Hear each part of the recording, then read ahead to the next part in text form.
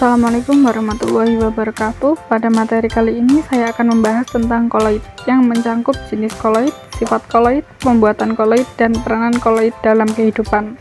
Jenis koloid. Koloid dibagi menjadi beberapa jenis antara lain aerosol, sol, emulsi, buih, dan gel. Yang pertama yaitu aerosol. Aerosol adalah sistem koloid dari partikel padat atau cair dalam medium pendispersi gas. Jika zat yang terdispersi berupa zat padat, maka disebut aerosol padat. Namun jika yang terdispersi berupa zat cair, maka disebut aerosol cair. Dewasa ini banyak produk yang berwujud aerosol seperti semprot rambut, semprot obat nyamuk, parfum, dan cat semprot. Lalu yang kedua yaitu sol. Sistem koloid dari partikel padat yang terdispersi dalam zat cair disebut sol. Koloid sol banyak ditemukan dalam kehidupan sehari-hari maupun industri. Contoh sol antara lain air sungai, sol sabun, sol deterjen, sol kanji, tinta tulis, dan cat. Lalu yang ketiga yaitu emulsi. Sistem koloid dari zat cair yang terdispersi dalam zat cair lain disebut emulsi. Syarat terjadi emulsi adalah dua jenis zat cair itu tidak saling melarutkan. Emulsi terbentuk karena pengaruh suatu pengemulsi. Contohnya, sabun yang dapat mengemulsikan minyak ke dalam air. Jika campuran minyak dengan air dikocok, maka akan diperoleh suatu campuran yang segera memisah jika didiamkan. Akan tetapi, jika sebelum dikocok ditambahkan sabun atau deterjen, maka diperoleh campuran yang stabil. Lalu yang keempat yaitu buih. Sistem koloid dari gas yang terdispersi dalam zat cair disebut buih. Seperti halnya dengan emulsi, untuk menstabilkan buih diperlukan zat pembuih, misalnya sabun, deterjen, dan protein. Buih digunakan pada berbagai proses, misalnya buih sabun pada pengolahan biji logam, alat pemadam kebakaran, dan lain-lain. Lalu yang terakhir yaitu gel. Koloid yang setengah kaku disebut gel. Contohnya agar-agar, lem kanji, selai, gelatin, gel sabun, dan gel silika. Gel dapat terbentuk dari suatu sol yang zat terdispersinya mengabsorpsi medium dispersinya seperti terjadi koloid yang agak padat. Selanjutnya yaitu sifat koloid. Sistem koloid mempunyai sifat-sifat khas yang tidak dimiliki oleh larutan atau suspensi kasar. Sifat-sifat tersebut antara lain, yang pertama yaitu efek Tyndall. Efek Tyndall yang ditemukan oleh John Tyndall pada 1820 sampai 1893 berupa gejala penghamburan berkas cahaya oleh partikel koloid dalam kehidupan sehari-hari. Efek Tyndall ini dapat kita amati pada peristiwa sinar matahari yang masuk melalui celah ke dalam ruangan yang berdebu, maka partikel debu akan terlihat dengan jelas. Yang kedua yaitu gerak Brown. Jika diamati dengan mikroskop ultra, partikel koloid bergerak terus-menerus dengan gerak patah-patah atau zigzag. Gerak ini dinamakan gerak Brown. Gerak Brown terjadi akibat tumbukan tidak seimbang dari molekul-molekul medium terhadap partikel koloid. Gerak Brown menstabilkan koloid. Oleh karena bergerak terus-menerus, maka partikel koloid dapat mengimbangi gaya gravitasi sehingga tidak mengalami sedimentasi. Yang ketiga yaitu adsorpsi. Partikel koloid memiliki sifat adsorpsi, yaitu mampu menyerap zat atau ion yang ada di sekitarnya. Sifat ini dimanfaatkan pada proses pemutihan gula tebu, pembuatan obat norit, pembuatan deodoran, dan penjernihan air dengan talas. Yang keempat yaitu elektroforesis. Koloid dapat bermuatan listrik karena mampu mengabsorpsi ion-ion di sekitarnya.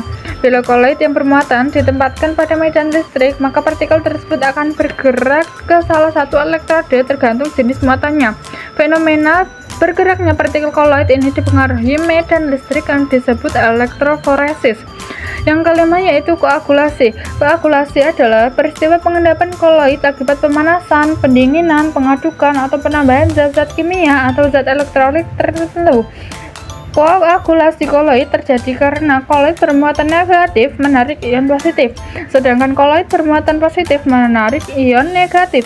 Ion-ion tersebut berbentuk selubung lapisan kedua.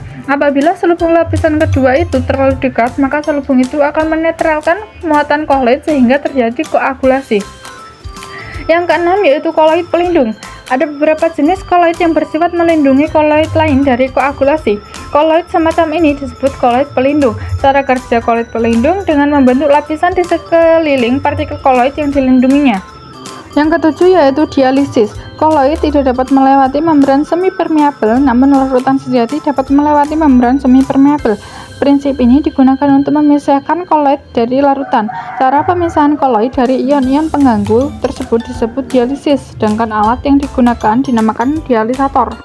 Yang selanjutnya yaitu koloid liofil dan koloid liofob.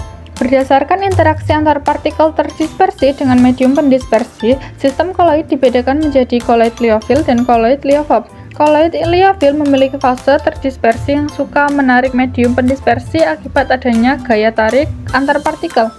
Koloid liofil yang medium pendispersinya berupa air disebut koloid hidrofil, contohnya sabun dan lem. Koloid liofil memiliki fase terdispersi yang tidak suka menarik medium pendispersi. Bila medium pendispersi berupa air disebut koloid hidrofob. Contoh pemanfaatan sifat hidrofil dan hidrofob pada penggunaan sabun deterjen dalam proses pencucian pakaian. Berikut merupakan tabel perbedaan sifat liofil dan liofob. Yang ketiga yaitu pembuatan koloid. Sistem koloid dapat dibuat dengan dua metode yaitu kondensasi dan dispersi. Metode kondensasi mengubah larutan menjadi koloid, sedangkan metode dispersi menghaluskan bahan berbentuk kasar kemudian diaduk dengan medium pendispersi. Yang pertama yaitu metode kondensasi. Pada metode kondensasi, partikel-partikel larutan yang berupa atom, ion, atau molekul bergabung menjadi partikel koloid yang lebih besar. Biasanya cara kondensasi dilakukan melalui reaksi kimia. Misalnya reaksi substitusi, reaksi hidrolisis, redoks, reaksi dekomposisi rangkap, dan pergantian pelarut. Yang kedua yaitu metode dispersi. Metode dispersi dilakukan dengan cara memecahkan partikel-partikel kasar yang besar menjadi partikel-partikel koloid yang lebih halus atau lebih kecil. Cara pembuatan koloid dispersi dapat dilakukan dengan tiga cara, yaitu cara mekanik, cara peptisasi, dan cara Bussur-Bredicke. Yang pertama yaitu cara mekanik. Butir-butir kasar diperkecil ukurannya dengan penggilingan atau penggerusan dengan lumpang sampai diperoleh tingkat kehalusan tertentu, kemudian diaduk dalam medium pendispersi. Contohnya, sol belerang dibuat dengan menggerus serbuk belerang bersama-sama dengan suatu zat inert, kemudian mencampur serbuk halus itu dengan air. Gumpalan tawas digiling kemudian dicampurkan ke dalam air, maka akan terbentuk koloid antara tawas dengan kotoran air. Koloid tinta dibuat dengan cara menghaluskan karbon pada penggiling kemudian didispersi dalam air. Yang kedua yaitu cara peptisasi. Cara ini berupa pembuatan koloid dari partikel-partikel besar atau dari suatu endapan dengan bantuan zat pemecah. Contohnya pembuatan sol FeOH3 dengan menebalkan FeCl3. Sol NiS dengan menambahkan H2S karet dipeptisasi oleh bensin, agar-agar dipeptisasi oleh air, endapan AlOH3 dipeptisasi oleh AlCl3, dan hidroselulosa dipeptisasi oleh aseton. Yang ketiga yaitu cara Bussur-Bredicke. Cara ini digunakan untuk membuat sol-sol garam, dilakukan dengan mencelupkan dua kawat logam yang dialiri listrik ke dalam air, sehingga kawat logam akan membentuk partikel koloid berupa debu di dalam air. Yang keempat yaitu peranan koloid dalam kehidupan sehari-hari dan industri. Dalam kehidupan sehari-hari, kita sering menggunakan bahan-bahan yang berbentuk koloid. Sistem koloid menyajikan produk campuran dari zat-zat yang tidak saling melarutkan, namun stabil dan tidak mudah rusak. Yang pertama yaitu koloid untuk mengurangi polusi udara. Gas buangan pabrik yang mengandung asap dan partikel berbahaya dapat diatasi dengan alat yang disebut pengendap kotrel.